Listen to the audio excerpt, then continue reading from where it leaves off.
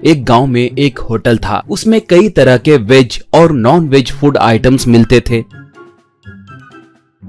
उसके मालिक का नाम शुभम था। वो बहुत धोखेबाज आदमी था और लालची भी था।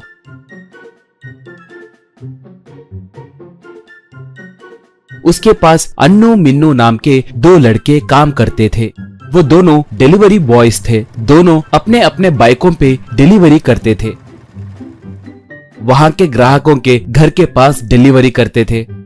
बहुत मेहनत करने के बाद भी शुभम उनकी तनख्वाह नहीं बढ़ाता था और ऊपर से देरी से डिलीवरी कर रहे हैं कहकर उनके पगार में से पैसे भी काटता था। उसके देने वाले तनख्वाह में से आधे पैसे पेट्रोल के लिए ही खर्च होते थे। इससे पैसे बस नहीं होने के कारण दोनों बहुत दुखी होते थे।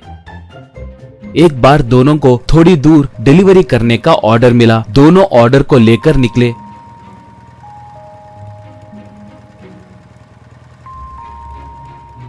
अन्नू के पास डिलीवरी लेने वाली एक महिला तब, क्या बेटा, बिरयानी इतनी ठंडी हो गई है, हम कैसे खाए? बोलो, ऑर्डर कैंसिल करने सोचे तो तुम बेचारे के चेहरे देखे तो कैंसिल करने का मन नहीं कर रहा है। ठीक है, ये लो पैसे, एक और बार ठंडी बिरयानी मत लाओ बेटा, कहकर उसे पैसे दी। उनके बातों से अन्नू थोड़ा दुखी हुआ।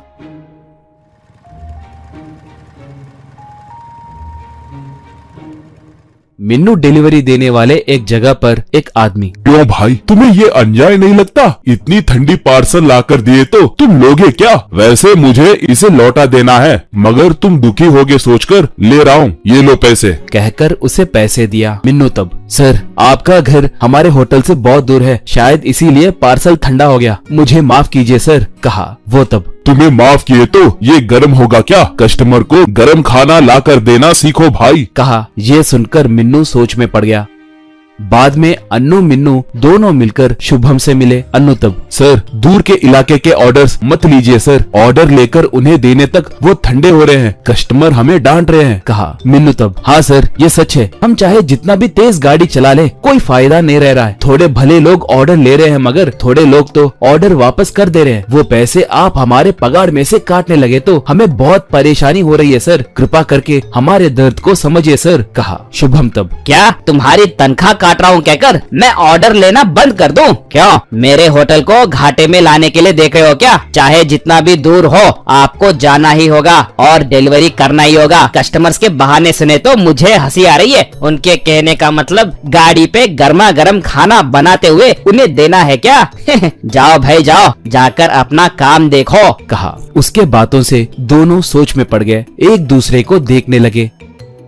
बाद में अन्नू, मिन्नू उसने वैसे क्यों बोला पता नहीं, मगर उसके कहे जैसे किए तो हम जरूर कामयाब होंगे, कहा। मिन्नू तब, हाँ अन्नू मैं भी वही सोच रहा हूँ, उसके कहे जैसे हम गाड़ी पे ही गर्मा गर्म खाना बनाते हुए ऑर्डर डिलीवरी किए तो लोगों को बहुत अच्छा लगेगा, कहा। अन्नू तब, हाँ इसके लिए हमें पहले यहाँ पर काम छोड़ना होगा, हम खुद खाना बनाकर डिलीवरी करे जैसे हमें बाइकों को तैयार करना होगा, मगर एक तरफ गाड़ी चलाते हुए खाना कैसे बनाएंगे बोलो, कहा। मिन्नू तब, एक काम करेंगे, हमारे दोनों बाइकों को मिलाकर एक 4 व्हीलर मोटर बाइक को तैयार करवाएंगे, उसके ऊपर ही खाना बनाने का सेटअप रखेंगे, एक खाना बनाने लगे तो दूसरा गाड़ी चलाएगा, कहा। ये आइडिया अन्नू को बहुत पसंद आया।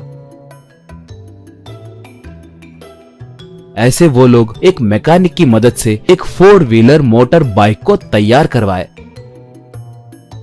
उसके ऊपर खाना बनाने का सेटअप भी रखे, गांव में पोस्टर भी लगवाए। उन पोस्टरों पे cooking while riding on 4 wheeler motor bike for any food item call 9858521227 कहकर लिखा था। उसे पढ़े गांव वालों को उनका कॉन्सेप्ट कुछ नया लगा।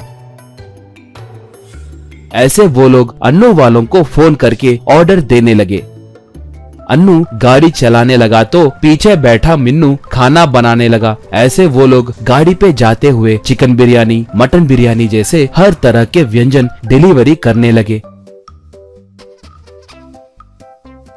अच्छे दाम के साथ साथ गर्मा गर्म खाना डिलीवरी करने की वजह से बहुत कम समय में ही उनका व्यापार अच्छे से बढ़ा।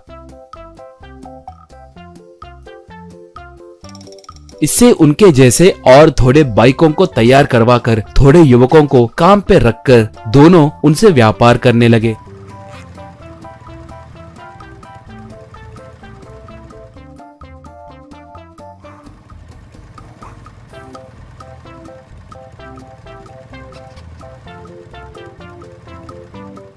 थोड़े दिनों में ही उसका व्यापार ठप पड़ने से शुभम होटल को बंद करके चला गया।